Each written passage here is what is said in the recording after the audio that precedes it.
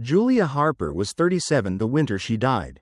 And Kingston, New York, still hasn't figured out whether it misses her more for the noise she brought to every block party or for the silence she left behind.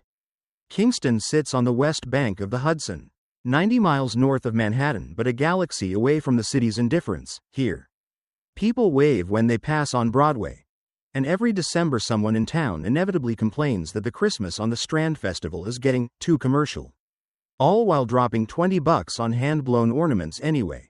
Julia had opinions about that festival, of course she did. She thought it needed a life-size snow globe photo booth and signature cocktails named after local Revolutionary War heroes. She pitched those ideas at planning committee meetings so forcefully that the committee chair would joke she should wear a helmet in case the room couldn't hold her enthusiasm.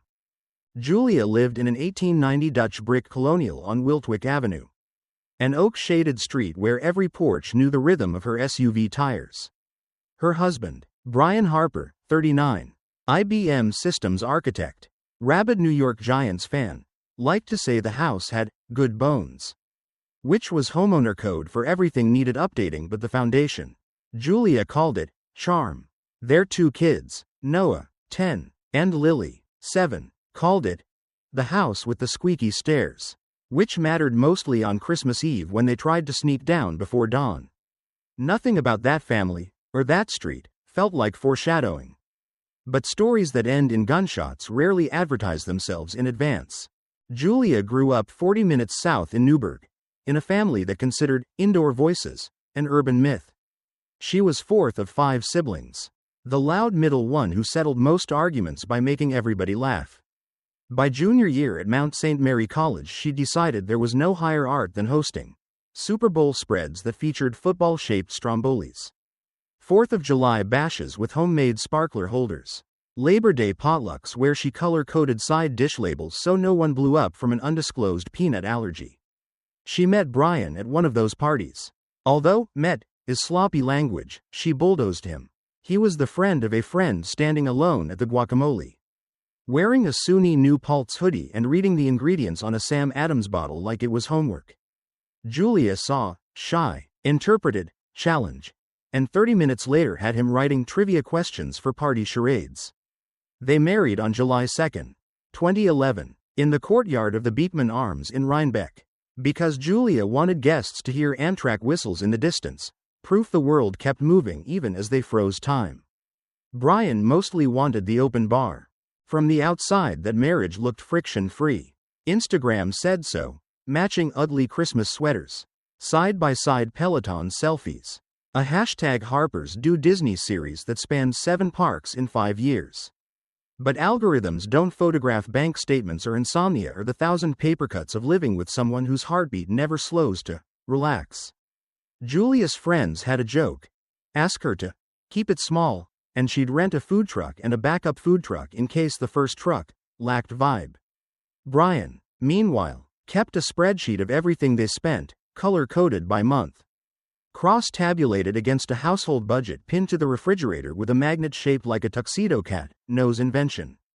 Whenever Julia added a last-minute fireworks package or bespoke macarons or LED wristbands, Brian made the same tight-lipped smile, the one Lily later learned to define as, "Daddy's almost mad but doesn't want to ruin the party." By fall 2023, the cell in that spreadsheet labeled credit card balance had turned the color of a siren. None of which explains the morning of November 21st.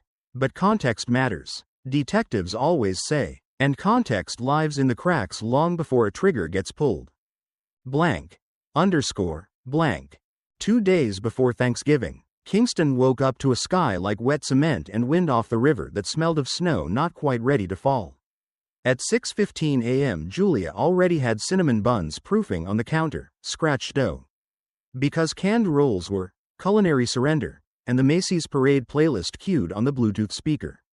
She wore buffalo check PJ pants and Brian's old Giants hoodie. Sleeves rolled because she hated flour on her wrists. Noah skidded in first, asking if 6:15 qualified as technically morning for fortnight time. Lily followed, dragging her neon green blanket and complaining the blanket was tired. Brian, still upstairs, kept hitting snooze on his phone alarm labeled Metro North 750. That question mark mattered. IBM had let Brian go hybrid after the pandemic. But hybrid only worked when the mainframe didn't catch fire.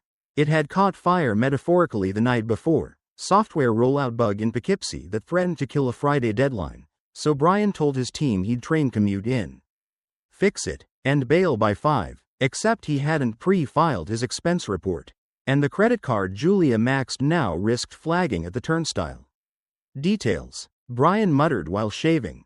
Julia planned to spend the day final proofing the Friendsgiving menu she co-hosted every Thanksgiving Eve.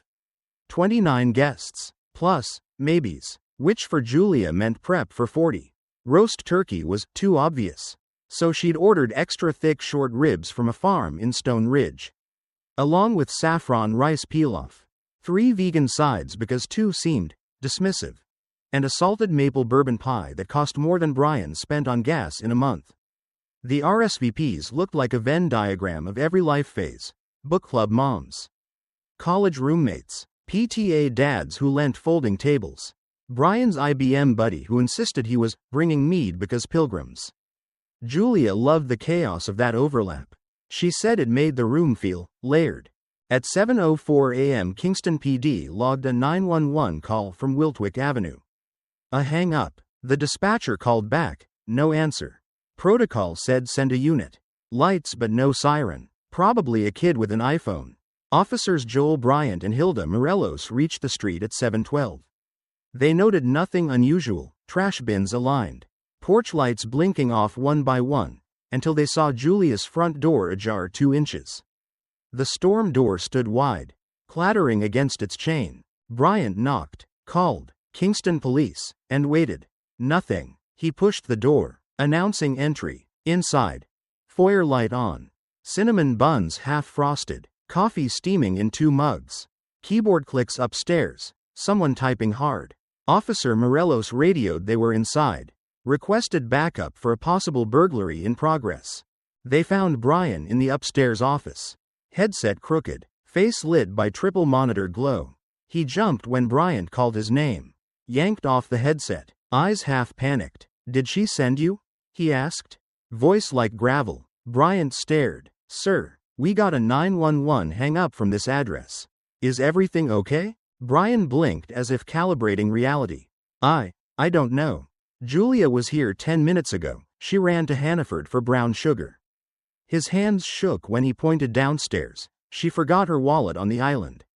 I texted. No answer. Morelos moved room to room, clearing with hand on holster. Living room. Intact. Kitchen. Half-finished buns. Cartoon mug reading. I do marathons, on Netflix. Back hallway to mudroom. Door to garage half open. Cold air pooling. She stepped into the mudroom and saw the garage interior doorframe splintered at the latch. Another officer arrived. Morelos waved him through. They found no one in the garage, but Julia's white Kia Seltos sat crooked. Driver door open. Purse dumped on the seat. Brown sugar bag leaned against the front tire. Granules spilled like tan confetti. At 7:26 a.m. Bryant escorted Brian downstairs. Brian's fingers trembled as he dialed Julia's cell from his Apple Watch, straight to voicemail. He kept saying, she wouldn't leave without the kids' lunches. She wouldn't. He repeated it until paramedics arriving for precautionary check asked him to breathe into a paper bag. By 8:05 Wiltwyck Avenue buzzed with cruisers. Yellow tape fluttering like festive streamer imitation. Neighbors peered from porches, some filming. Detective Sergeant Dana Ruggieri, Kingston PD Major Crimes, pulled up in an unmarked Charger. Coffee thermos in hand, 51, XNYPD. Ruggieri had the gift of making a crime scene feel like math homework. Solve for X, bracket your work. She read the preliminary notes, frowned at the missing person formatting, adult, short window, forced entry maybe? But something felt off. Too much chaos for a smash and grab. Too neat for random. At 8:17 dispatch radioed. Ulster County Sheriff had located a woman matching Julia's description walking barefoot on Route 32. 4 miles south. Ruggieri rolled fast. The barefoot woman wasn't Julia, it was a transient nursing a meth comedown. False alarm. Ruggieri cursed the lost minutes. Back on Wiltwyck, CSU dusted the broken latch. Lifted 2 partial prints. They swabbed the Kia. Bagged the spilled sugar. AK-9 team arrived. Dog named Vexley straining the leash. Brian, now in a fleece blanket on the porch swing, watched them send track across the lawn into the street. Circle. And stop. Handler shook his head. Scent lost in oil residue near the curb. Maybe a vehicle pickup.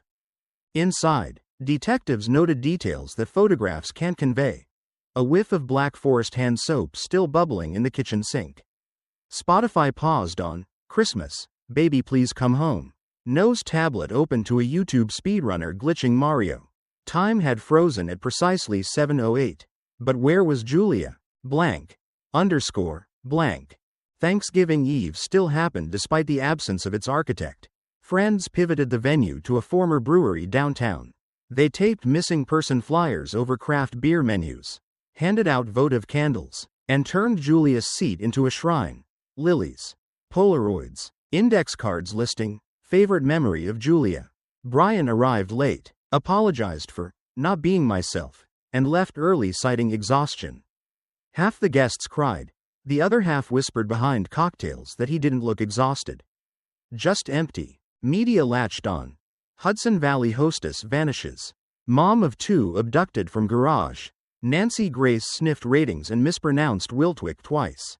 Armchair detectives built Reddit threads mapping every CCTV camera from Hannaford to the Harper house. A cyclist's helmet cam clip showed a white cargo van idling near Wiltwick at 6:55 a.m. The internet crowdsourced the fuzzy plate. Concluded it read either 37 PVM4 or B7 PYM4. Police ran both. Nothing. Black Friday. Less than 72 hours in. Ulster County issued an Amber-style alert for adult endangered. Though quietly, they feared spooking whoever took her. Kingston PD borrowed drones from state police. Scanned the thick woods along the Rondout Creek. They found a stolen Honda but no Julia. Temperature plunged below freezing.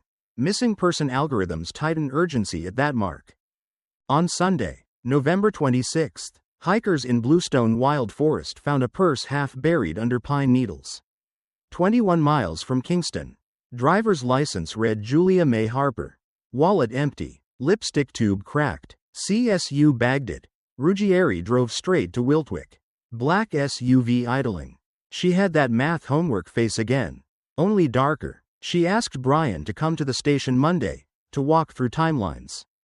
Brian said of course, anything. He never showed. Detectives traced his phone ping to Peekskill at 9:12 a.m., nowhere near the station.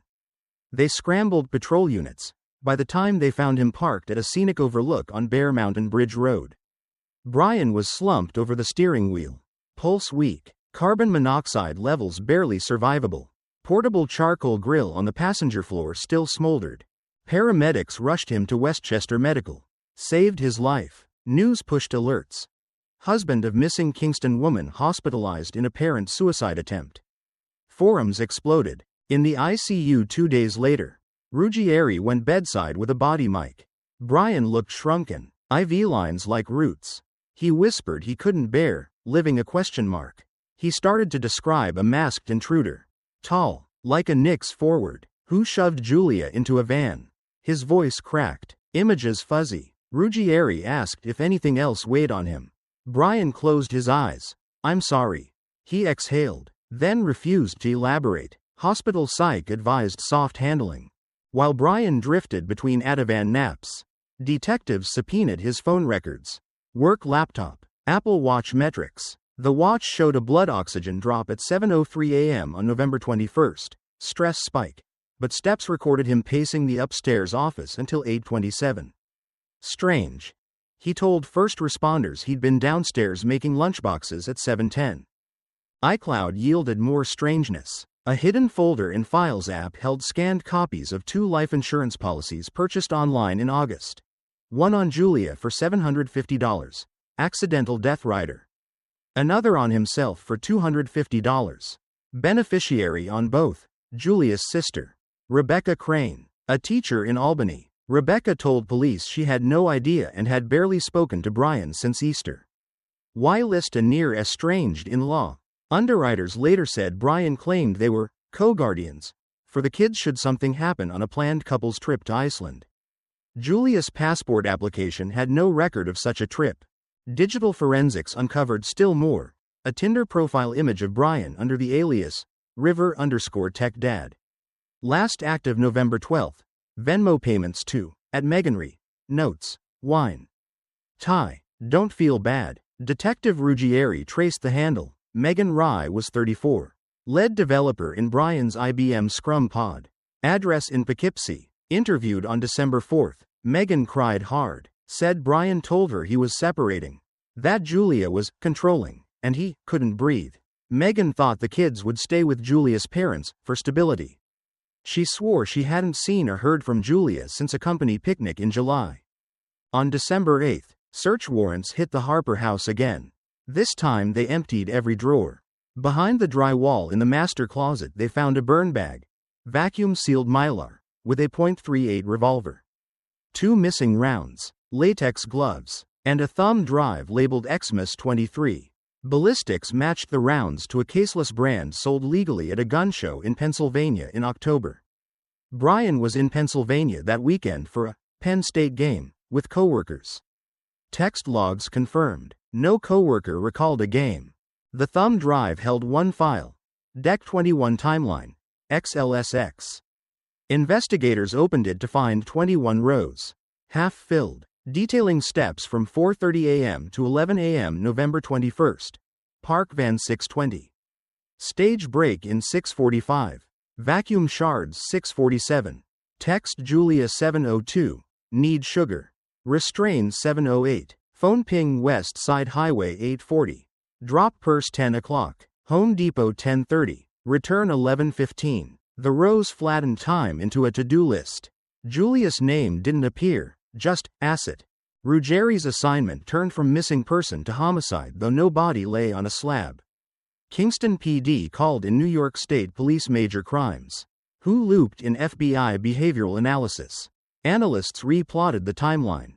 Concluded, disposal likely water adjacent. Depth under 15 feet. Sonar canvassed coves along the Hudson between Rhinecliff and Newburgh. Nothing. Christmas lights went up on Wiltwick anyway. Retractable letters on the parish sign 3 blocks over read "Pray for Julia." On December 20th, exactly 4 weeks to the day, a tugboat captain spotted something bobbing near the Poughkeepsie Railroad Bridge, fluorescent pink, closer. A down vest. Marine unit retrieved Julia Harper's body entangled in driftwood 12 yards offshore. Autopsy pinpointed death at or near the morning of November 21st. Cause: 2 gunshot wounds. Lower abdomen and occipital ridge.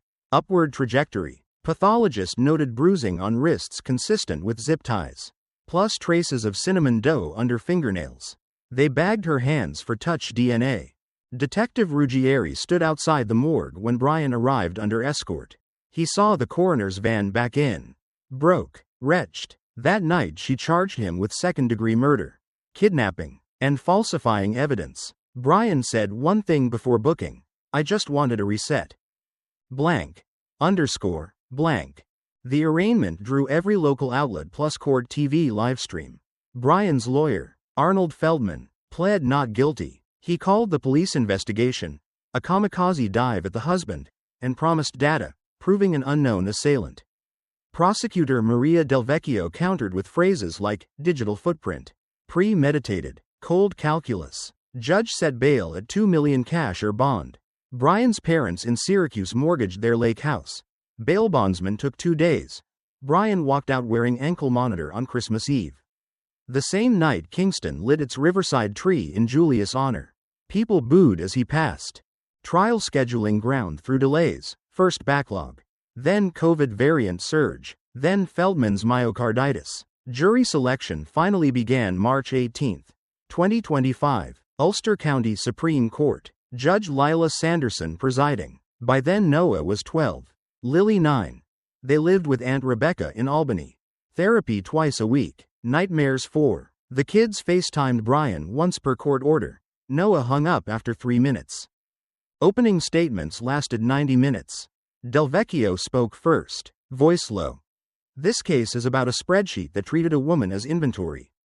Feldman followed with, We will show you an overzealous detective who ignored a white cargo van because she wanted a headline. He promised cell tower experts, gunshot residue doubts, and an alternate suspect. A handyman Julia fired in October for creepy vibes. Jurors scribbled. Week 1. Forensic techs built timelines from cell pings. Apple Watch. Nest cam logs. Week 2.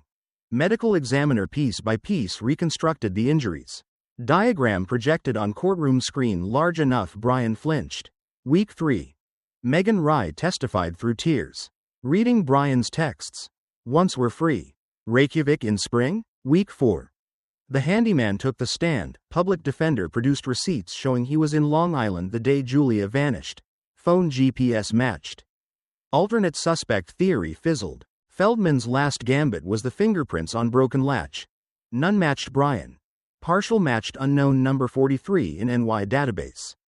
CSU analyst explained unknown number 43 appeared on dozens of local burglaries. Likely glove transfer smudge. Unusable for ID. Feldman added unbeknown traces of male DNA on zip-tied tails recovered from the closet wall. Delvecchio's rebuttal. Contamination possible. But odds 1 in 700 quadrillion that sample belonged to Brian. Odds skyrocket that it was friend transfer. Jury looked glazed. When Brian took the stand, courtroom temperature seemed to drop. He told the masked man story again. Voice quavering. Delvecchio cross-examined. So while this man haunts your wife, you opened Outlook at 8:23 to email IBM about a code patch? Brian stammered, claimed autopilot, didn't recall. She projected the Deck 21 timeline sheet. He said he'd never seen it. She asked if he owned a vacuum sealer. He said no. Detectives later found the FoodSaver purchase on his Home Depot card. Feldman objected. Judge overruled. Deliberations began May 5 and ended 6 hours later. Guilty on all counts. Gasps. Sobs. Brian bent, hands on table, as though expecting the floor to split. Judge Sanderson sentenced him to life without parole plus 20 years consecutive. She called the crime a spreadsheet-generated atrocity executed with corporate efficiency. Brian addressed the court. I am innocent. The system needed a villain. He looked at Noah and Lily. They stared through him. Blank. Underscore. Blank. Ulster Correctional Facility wakes at 5:30 a.m. Lights snap. Steel murmurs. Brian Harper's cell is C Block Row 3. Khaki uniform. Inmate number 728,044B. He spends mornings tutoring GED math. Afternoons stamping license plates. Evenings writing appeals by contraband lamp. He claims he'll prove the Kingston intruder exists. State Appellate Division docketed Harper versus New York for late 2026. Prosecutors aren't worried. The spreadsheet alone is a smoking gun that never cools. Kingston replaced the Christmas on the Strand Festival's main stage banner this winter, Julia Harper Community Stage. Kids sell hot chocolate for Julia's fund, which pays therapy bills for children who've lost a parent to violence. On the anniversary of her disappearance, they release lanterns over the Hudson. Noah wrote one message before letting go. I still hear you laughing in the squeaky stairs. The lantern drifted south, flickered, and climbed into darkness where even a river can't swallow light. Brian Harper spent the first months after his conviction in a fog thick enough to touch. The kind of haze that didn't lift with sleep or routine, but settled in deeper with every sunrise. At Ulster Correctional, the days bled into each other. All noise and repetition, steel on steel, plastic trays, concrete sweat, and still, even in that monotony, rumors found him. They started as whispers in the yard. A guard muttering that a girl with a press pass had been poking around Pier 3. A law clerk saying someone anonymously requested the camera maintenance logs from DOT. Asking questions about firmware patches nobody outside of IBM should have known existed. Then came the paper. It wasn't much, just one page, folded into a rectangle so tight it fit between the vent slats behind the chapel's water heater. On it, in smudged blue ink, a locker number at the Beacon Metro North Station. A 5-digit access code. And 7 words written in block capitals. They found the gloves but not the hand.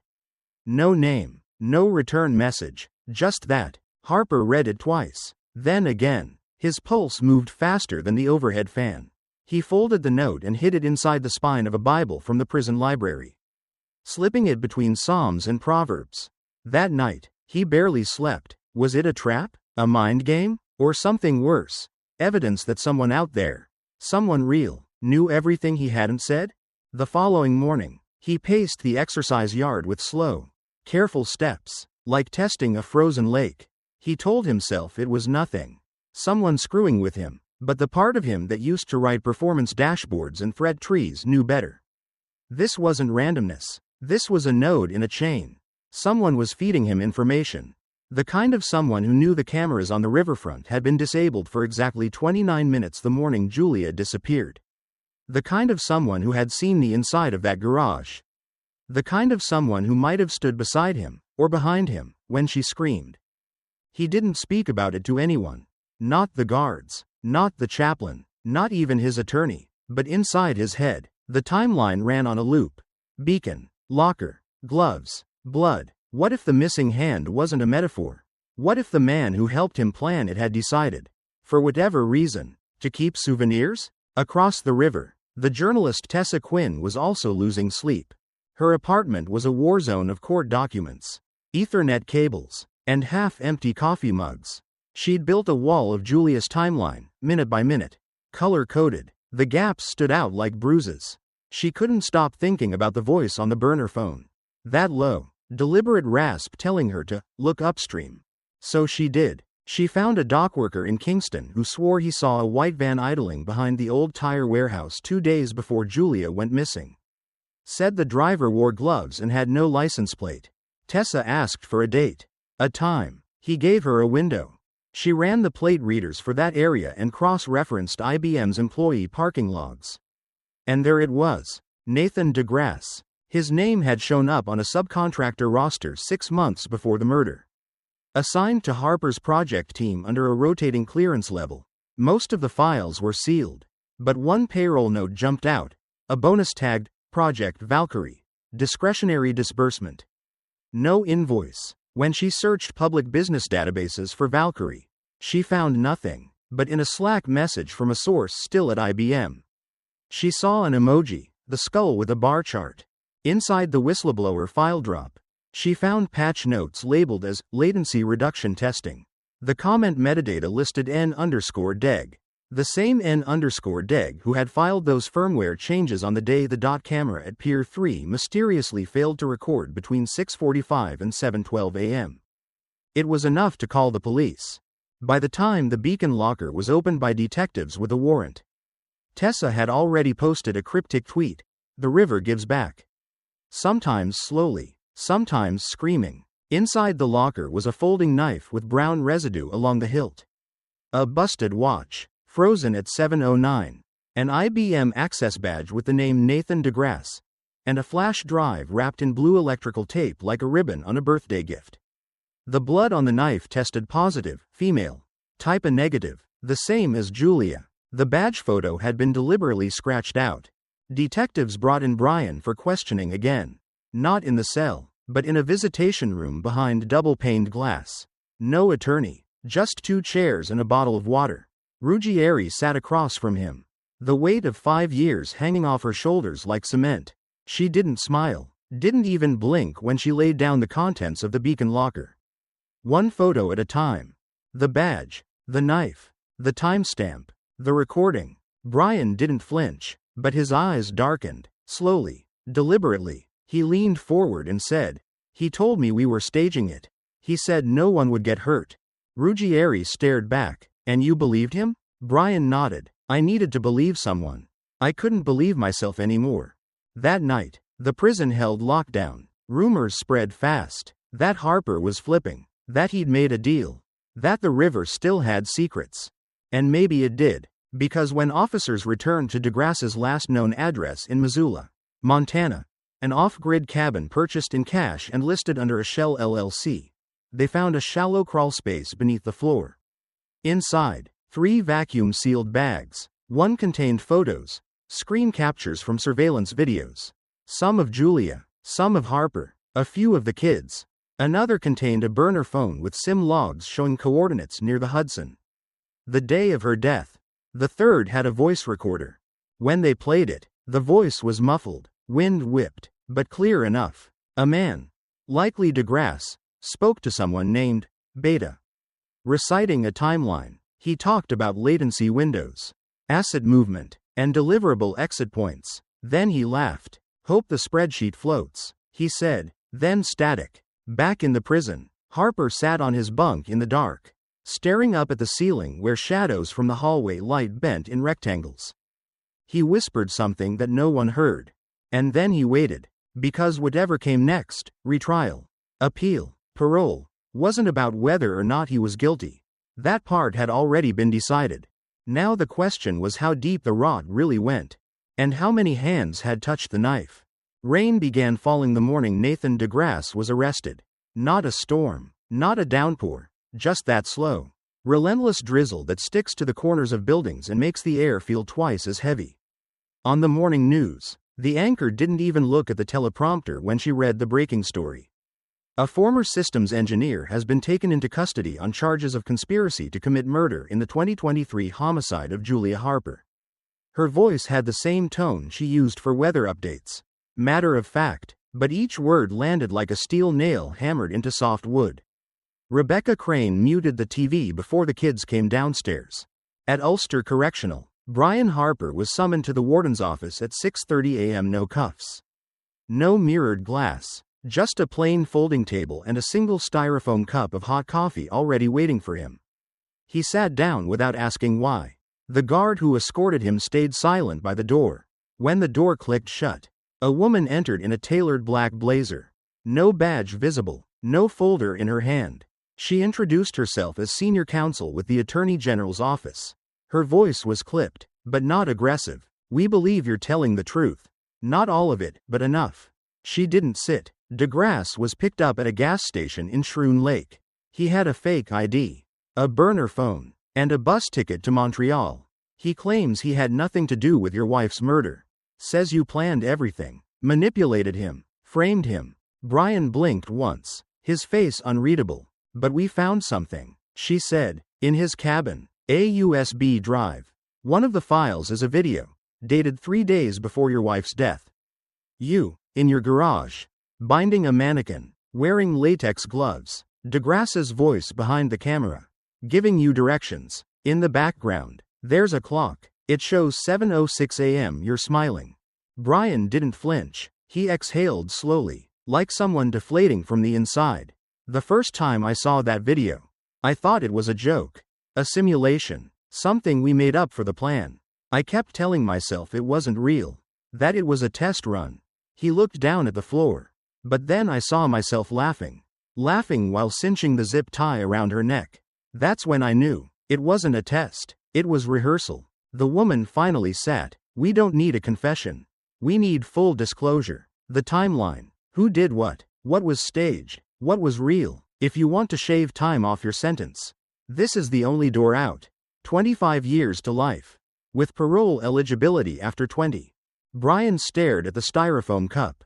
I'll testify, he said. I'll give you everything. The retrial wasn't immediate. It couldn't be. The press roared back to life. Louder than before. National networks sent fresh anchors to camp out in Kingston, and every streaming service pitched the same headline. The spreadsheet killer had a partner. Tessa Quinn turned down a dozen interview requests. When asked why, she said simply, because the story's not finished, and the dead don't get paid. Behind closed doors, prosecutors worked through the summer to rebuild their case. This time not just around Harper, but against DeGrasse directly. They uncovered old server logs, shredded emails, metadata from IBM laptops, and one particularly disturbing document found in a shared cloud folder used by Harper and his team. It was called ETA Tree, Every Task Anticipated. A flowchart-style project plan, line by line, time-stamped. Every phase of the crime was laid out, tagged by initials, BH and ND alpha and beta. At task number 12, it read, Acid neutralization, optional direct force. Beta override permitted. In a pretrial evidentiary hearing, prosecutors played the video recovered from the USB. The courtroom went silent as Harper appeared on-screen, gloves on, practicing knots and positioning a mannequin into a folding chair. The camera recording every calculated motion. Behind the camera, DeGrasse's voice offered adjustments. Tighten the ankles first. Loop the cable. Don't twist it. You'll lose seconds. In the background, classical music played. The timestamp was unmistakable, November 18th. 3 days before Julia was killed. At the witness stand, Brian Harper didn't look like the man people remembered. Gone was the accountant haircut and smug half-smile. He looked smaller now, paler, like a shadow version of his former self. But when he spoke, his voice was clearer than ever. At first, I thought it was an exercise in control. A psychological challenge. Nathan told me that if I was serious about saving my life, about saving my boys, I had to sever the root. He said that Julia was the root of everything that kept me stuck, financially, emotionally, publicly. I said I couldn't. He told me that meant I was already lost. A juror in the second row covered her mouth. I didn't know he had a gun. I didn't know what he was going to do that morning. I thought it was going to be a fake break-in, a staged assault, something that scared her into running, maybe even a disappearance. But then I heard the shots in the basement. He paused. When I got down there, she was still breathing. She looked at me. I remember that. I remember the way her eyes locked onto mine like she was trying to ask, "Is this you?" And I didn't have the strength to answer. People in the gallery wept openly. The prosecution let the silence hang for a full 30 seconds before continuing. DeGrasse sat motionless at the defense table. He didn't look at Harper. He didn't look at the jury. He simply stared ahead, jaw tight, hands folded. His defense was cold and calculated. He denied everything, claimed he had been manipulated by Brian, said he had no knowledge of the murder until he read about it in the news. The evidence, he argued, was circumstantial. The voice in the video could be deepfaked. The metadata, planted. The locker contents, fabricated or stolen. His lawyer even suggested that Brian had staged the entire thing, killed his wife, then framed his coworker to save himself. But prosecutors had more. They found old Slack messages buried in backup archives from IBM. Nathan had messaged Harper at 2:13 a.m. 1 week before the murder, writing, "Kill the timeline. Kill the problem." Another message 3 days later, "Camera buffer cleared. ETA 6:58. Beta in position." Then came the final blow. A man named Daniel Kessler, former IBM contractor, briefly assigned to the Valkyrie project, had retained a backup drive. He hadn't come forward before out of fear of losing future contracts. But after seeing DeGrasse's arrest on the news, he contacted the DA's office. On the drive were video logs, dry, technical recordings of software patching sessions. But in one, the camera had been left running after a session ended. DeGrasse can be heard talking to Harper casually, laughing. He says, "You think you can handle it? The screaming? Because they always scream, even if they don't know they're about to die." Harper answers, "I won't hear anything. I'll already be calculating the after." The courtroom froze. A reporter near the exit dropped her pen. The trial lasted 6 weeks. Witness after witness reconstructed the timeline.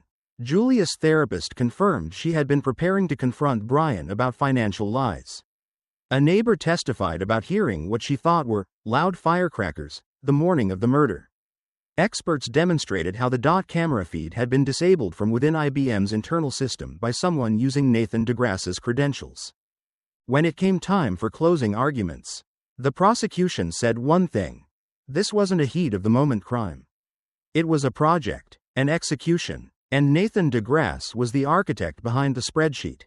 The jury deliberated for less than 2 days. Guilty on all counts. Sentencing followed the next week. Life without parole. The judge didn't mince words.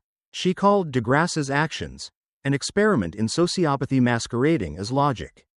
DeGrasse offered no apology, no remorse. He didn't even stand when the sentence was read. He just blinked once. Slow. Brian Harper, now serving his 25 to life under the plea agreement, was transferred to a different facility. His name was no longer front-page news. His image faded from the screen, replaced by new stories, new tragedies. But in Kingston, the echo remained. Rebecca took the kids and moved north, changed their last names, enrolled them in a different school. She didn't allow television in the house anymore. And the one photo of Julia they kept hung in the hallway, smiling. Mid-laugh, arms thrown around both kids like she never planned to let go. Tessa Quinn declined every book deal. She published one final long-form piece, titled What the River Didn't Hide. It went viral for its final line, "Justice, when filtered through spreadsheets and smart men, becomes a blueprint for murder." And still, somehow, the river tried to give her back. Noah turned 14 the following spring. In English class, he was asked to write about a defining memory. He wrote about cinnamon rolls, about squeaky stairs, about a blue sky that turned dark before lunchtime. His teacher called it the most honest thing she'd ever read. She didn't give it an A, she gave it silence. Because sometimes that's what grief needs most. The story faded from headlines, but it never left the water. The first time Noah Harper saw his father again was through plexiglass. He was 15 now, taller than Julia had ever seen him, and quieter than anyone expected. Rebecca didn't tell him what to say. She simply asked him one question: "Do you want to?" And he said yes, not with anger, not with hope, just a simple, dry answer, like scratching an itch that wouldn't go away unless he looked it in the eye. Ulster Correctional's visitor intake smelled like pine sol and boredom. The walls hummed under cheap fluorescent lights. When the guards brought Brian into the booth, he looked older than the mugshots still floating around online. His jawline had softened, but his eyes hadn't. He sat slowly, picked up the phone, and waited. Noah didn't pick his up. He stared through the glass for almost a full minute before lifting the handset. Neither spoke at first. Brian finally cleared his throat. "You look like your mom." Noah didn't blink. "You don't." A crack somewhere behind Brian's eyes showed. He smiled faintly, nodded like he deserved that. "I didn't expect you to come." Noah stared at him like he was decoding a language he hadn't used in years. "They said you told the truth." "I did." Noah looked down at the table. "Not all of it." Brian's voice lowered. "As much as I could. As much as I could survive." Noah finally met his eyes. "I don't care why you did it. I only came to tell you something." Brian's hand trembled slightly as he tightened his grip on the handset. "Okay." Noah leaned closer to the glass. "We're not your boys anymore." The line didn't click. There was no drama, just breath. When Noah stood to leave, Brian didn't move. He just watched his son walk away, shoulders square, face blank, and something behind his own face folded inward like old paper. Back home in Albany, Rebecca poured tea she wouldn't drink and stared out the kitchen window. She had known that the visit would happen eventually, had rehearsed a dozen conversations with herself, trying to figure out how to prepare Noah for it, or whether it was right to let him go. But the truth was that Noah had outgrown her safety nets. He was carrying a grief that didn't belong to her, and she couldn't mother it into silence. In Kingston, the story refused to die. A podcast producer showed up at the church on Wiltwick Avenue asking if she could record ambient sound for Season 2. Tessa Quinn told her to go walk into traffic. A film crew from Montreal rented a house 2 streets over from Julia's old block, claiming it was for a thriller series about algorithmic obsession. No one bought it. An online forum called Beta Theory popped up, claiming Harper and DeGrasse were only the beginning of something larger, an underground network of data engineers obsessed with perfect murders. The subreddit ballooned past 10,000 members in a week. None of them knew Julia, but they dissected her final morning like it was a scavenger hunt. Meanwhile, the Kingston PD quietly reopened a missing persons case from 2019, a 23-year-old delivery driver named Ezra Wakefield who disappeared 2 weeks after doing tech drop-offs at IBM's data hub. One of the cameras that failed that day? Same firmware patch, same maintenance tag, Valkyrie B. No body, no trace, just an error log and a timestamp. But it was enough to earn a task force. The spreadsheet hadn't stopped. Tessa Quinn didn't know how to be finished. She had declined interviews, blocked publishers, turned down money, but it was as if the silence grew teeth every time she walked past the bench by the river where Julia's name was carved. She heard echoes that weren't there. A part of her wanted to dig again, not for truth, but for closure. But the more she thought about it, the more she realized the difference didn't matter. Closure wasn't coming, not for the kids, not for Rebecca, not for herself. So she opened her laptop, stared at the blinking cursor on a blank screen, and typed 3 words: the aftermath algorithm. Then she hit delete. 6 months after DeGrasse's conviction, the Attorney General's office held a private debrief for families of victims in high-profile homicide cases. Rebecca was invited. She didn't go, but she sent a letter, handwritten in Julia's old stationery. It said, "Justice doesn't look like handcuffs. It doesn't look like courtrooms or press releases. Justice looks like me packing lunch at 6 a.m. It looks like Noah laughing again. It looks like Lily dancing barefoot in the kitchen.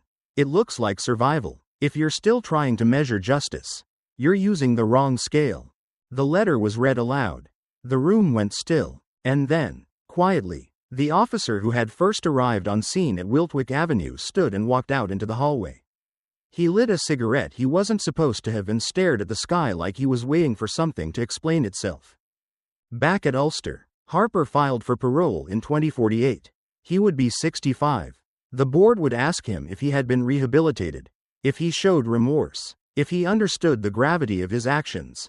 They wouldn't ask about the spreadsheet, about beta, about the way the system rewarded performance until performance became execution.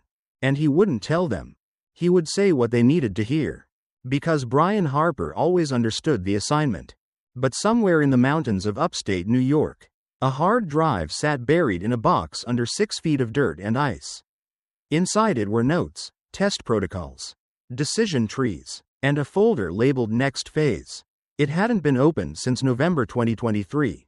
The password to decrypt it was 4 digits long. No one had guessed it yet. 3 years later, on a windswept Sunday morning in early March, a storm front moved down from the Adirondacks and rolled into the Hudson Valley like it had a grudge to settle. In Kingston, the old sidewalks along North Front Street were slick with slush. Trees bent without creaking, and something beneath the frozen earth began to shift. At exactly 7:41 a.m., a dog named Cobalt, part husky, part pure chaos, bolted from its leash on the edge of an abandoned campsite in the Catskill Woods. His owner, a retired postal worker named Elma Jennings, chased after him in a pair of plastic clogs. When she finally caught up to him near a shallow trench marked only by a rotting blue tarp, she found him digging furiously into the ground, teeth bared. What he unearthed wasn't a body. It was a metal ammunition box, padlocked shut and wrapped in old landscaping fabric. Elma, a woman who had lived through 2 divorces and 1 lightning strike, did what any rational New Yorker would do. She called the cops. And then she took pictures for her Facebook.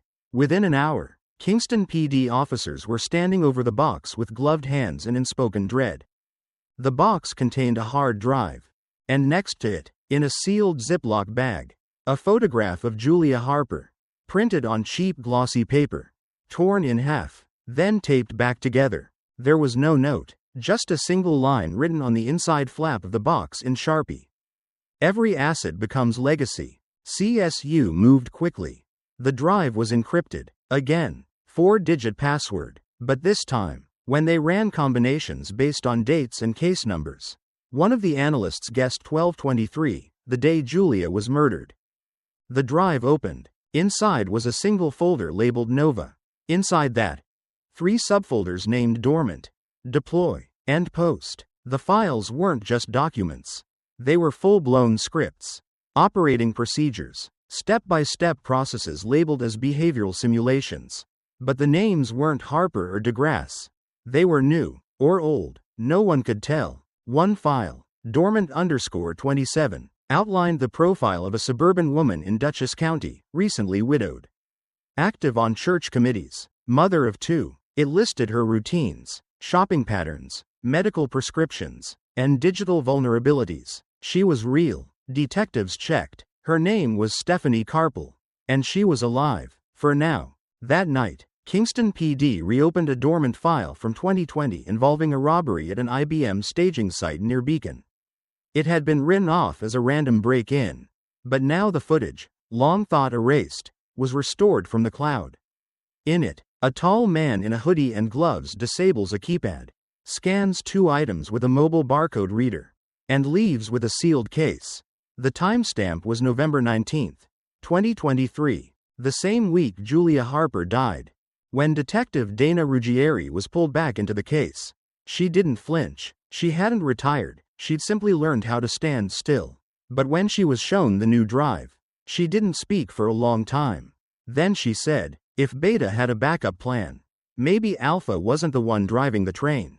The FBI got involved by sunrise.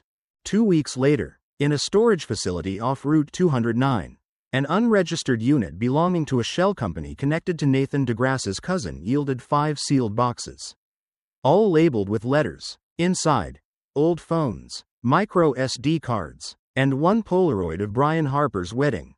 On the back, written in ink faded by time and something else. Valkyrie was Phase 1. Nova will automate. No one slept much after that. Across the state, Julia's name returned to headlines, now framed in language that felt less like memorial and more like warning. Tessa Quinn, now working for a public interest journalism firm out of D.C., flew back to Kingston without telling anyone. She drove straight to the river and sat at the memorial bench until her hands went numb. Then she walked into the police station, demanded access, and reminded them that she'd been here since before any of them believed in timelines that killed. What they uncovered next changed everything.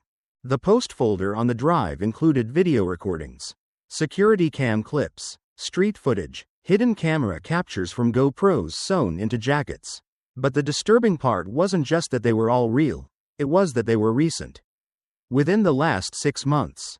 Different cities, different women, each one marked acid prep. None of them knew they were being watched. The FBI issued a sealed threat assessment. Quietly, discreetly. They didn't release anything publicly. But they sent out a coded memo to local law enforcement across 5 counties. And they placed a permanent surveillance team on Stephanie Carpel. Someone, somewhere, had taken the spreadsheet and upgraded it. Brian Harper was notified of the discovery. His legal representative passed the information through formal channels. But he never responded. He stopped speaking to press. Stopped answering his attorney's calls. In the cafeteria, he sat alone. On the yard, he walked without pattern. One guard said it looked like he was retracing a map only he could see. On March 22, at 2:48 a.m., a corrections officer doing rounds found Harper sitting upright on his cot. Eyes open, unblinking. His wrists were cut shallowly, not enough to bleed out, just enough to scar. On the wall beside him, written in pencil, Beta is dead, but legacy is recursive. He was placed on suicide watch for 72 hours, then transferred to the psych ward. There, he stopped speaking altogether. It was never confirmed who buried the box in the woods. Some believed it was DeGrasse, pre-planning his myth. Others thought there was someone else, an unseen variable, a third player in the project. One of the beta theory subreddit mods claimed to have decoded audio fragments from one of the USB drives that referenced a name never released publicly. Project Gamma. Tessa tried to trace it. Every digital lead vanished. And then, silence. No more boxes. No new footage. No new targets. But the silence was worse. Because the last thing found on the drive was a schedule. A calendar. A list of dates stretching 6 years into the future. Each labeled event prep. None explained what would happen. Only that something would. The first date was circled, November 23, 2026. Julia's birthday. The calendar found on the encrypted drive wasn't just a string of dates. It was structured. Each line had a column labeled Event Prep, followed by 2 columns labeled Beta Host and Conversion Rate. Only a few rows were filled. Some names redacted, some initials, some just blank. But what chilled everyone in the room reviewing it was the 3rd row. Date: November 23, 2026. Beta Host: C. Brennan. Conversion rate: 92.7%. No one knew what that meant. But whatever it was, it had been planned years in advance. Claire Brennan was a name no one had seen before in the investigation. She wasn't on any IBM logs. Not on Harper's calendar. Not on DeGrasse's contact lists. But her name appeared 3 times in the drive. Once in a file called Protocol Split. Once in an audio transcript labeled beta_training_clip 07. And again, in a subfolder under deploy. She was real. 42. Divorced. Lives in Newburgh. Nurse at a private memory care center. No criminal record. No ties to any suspect. Until now. Detective Ruggieri read every mention of Brennan twice before calling the task force back into session. This wasn't just a discovery, it was an exposure. Someone had built a timeline stretching years into the future. And this woman was on it. The team pulled every piece of surveillance, financial records, browser history, and work attendance logs they could find.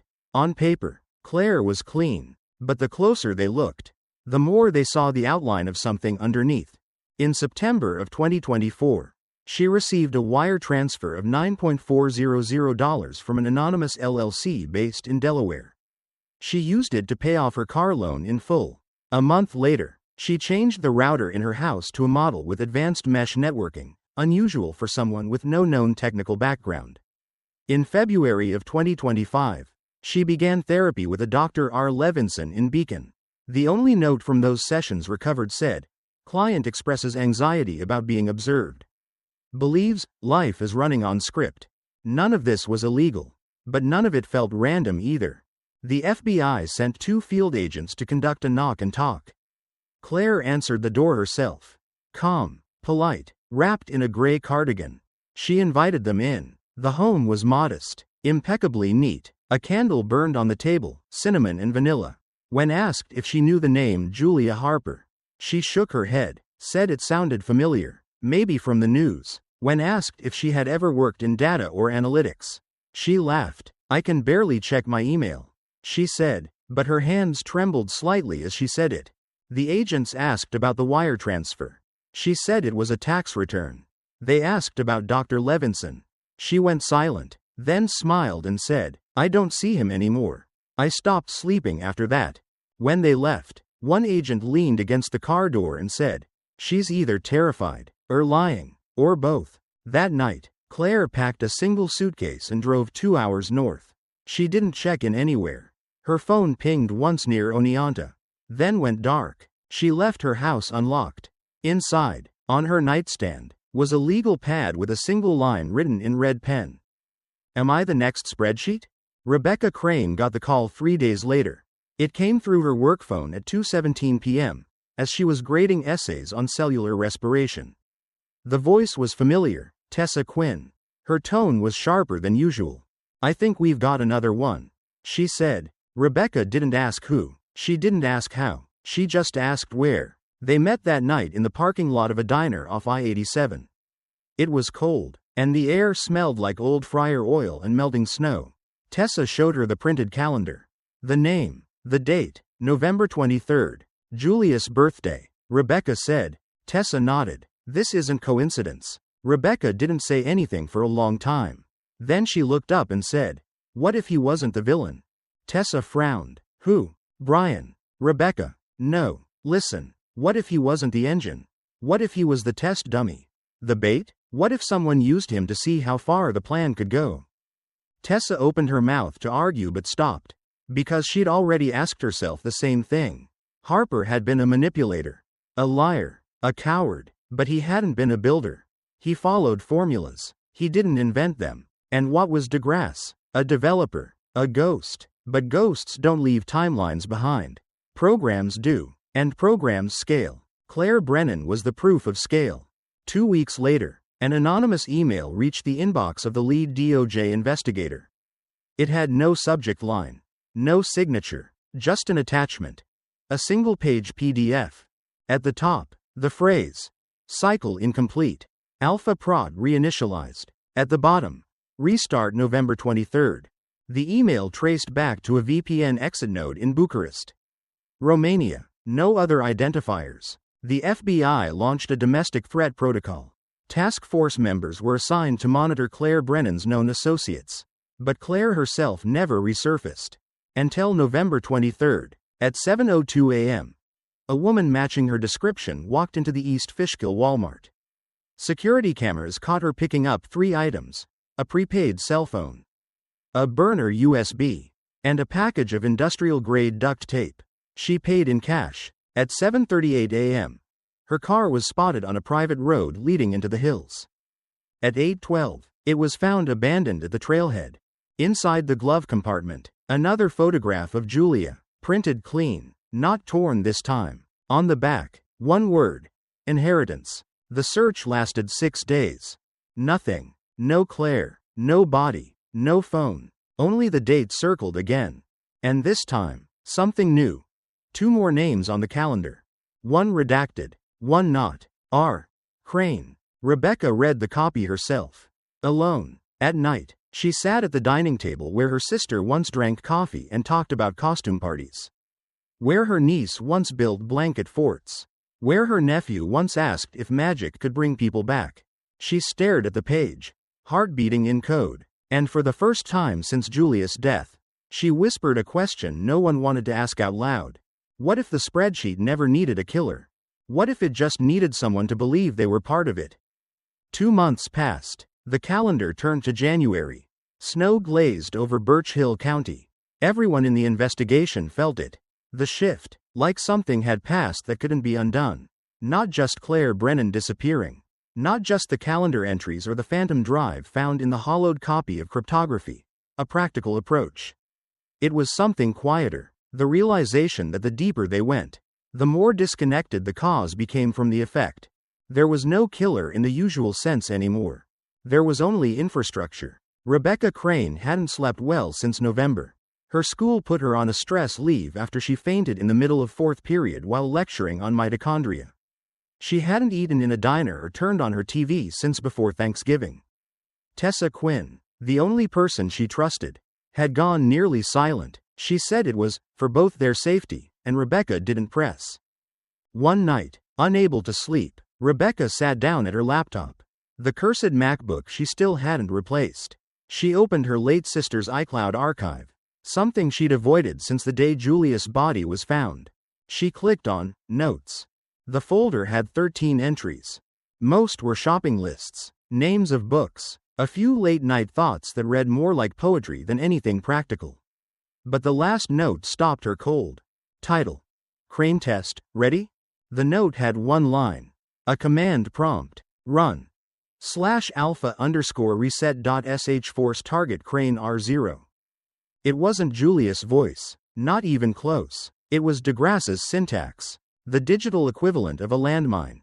Left behind years before anyone knew they were in a war. Rebecca closed the laptop. Breath stuck in her throat. Her heart felt like it had skipped 5 beats. She backed away from the table, shaking. Then, against her better judgment, she reopened the file, highlighted the line, then copied it. She opened Terminal, stared at the blinking cursor. And then, she deleted the command. She closed the lid. She went to bed. The next morning, the FBI knocked on her door. Rebecca thought they were there to arrest her. They weren't. They had found something. Or rather, someone had sent something. A Dropbox link. Anonymous again. Same format. No subject. No explanation. Inside, a video file. 49 seconds long. Titled simply, Verification. The video began with a low hum. Camera shaking slightly, like it had been handheld. A woman sat in a chair in what looked like an unfinished basement. Harsh overhead light. Face bruised. Lip swollen. Claire Brennan. She stared directly at the camera. Eyes hollow. Terrified. Then she said, "They said I'm the reset. They said I was always supposed to be the reset. That's why the calendar stops on me." She glanced off screen. Whispers. Then she said, "If you're watching this, tell Rebecca it's recursive. It's always been recursive. Tell her Julia never wrote the protocol. She was the prototype." The screen went black. At second 48, a single frame appeared. A new calendar. This one had only 2 rows. March 19, 2027, R. Crane, confirmed. April 30, 2027, T. Quinn, pending. The agents had paused the frame. Enhanced it. Isolated metadata. It wasn't fake. Or if it was built with impossible precision. A signature embedded in the bottom right corner matched the cryptographic fingerprint used in the DeGrasse source code archive. Someone had continued the cycle. Worse, someone believed they were fulfilling a mission. Not vengeance, not even control, just completion. At a closed-door briefing in Washington, a term started circulating among the cybersecurity and domestic threat teams: programmed ideology. Not cults, not command hierarchies. Just distributed code and distributed belief. Like a virus passed silently across time. Disguised as logic. Hidden in spreadsheets, calendars, and personal loss. Rebecca Crane refused protection. She changed her number. Left her house. and disappeared. Tessa Quinn stayed behind. She contacted Julia's mother, arranged for a permanent guardian for the kids, and submitted her resignation from the Behavioral Analytics Division. She mailed one box of records to a lawyer in Portland. No return address. By mid-April, she was living in a borrowed camper on a lot outside of Carson City, Nevada. Desert air, no Wi-Fi, no GPS. She didn't tell a soul. On April 29, a motion sensor on the edge of the lot triggered just after midnight. She stepped outside, gun drawn. Nothing. No sound. But taped to her truck door was a manila envelope. Inside, one photo. Rebecca, sitting on a bench in an Amtrak station. A timestamp. March 19, 2027, 5:11 p.m. Tessa dropped the photo. In the corner of the envelope, a printed logo she hadn't seen in years. Crane Analytics. The company Julia had co-founded in grad school. The one that folded in 2016. The one whose domain had been registered under a private LLC based in Bucharest. The one no one ever thought to look twice at, until now. Tessa lit the envelope on fire. Then she walked back into the camper and started the generator. She had 1 week.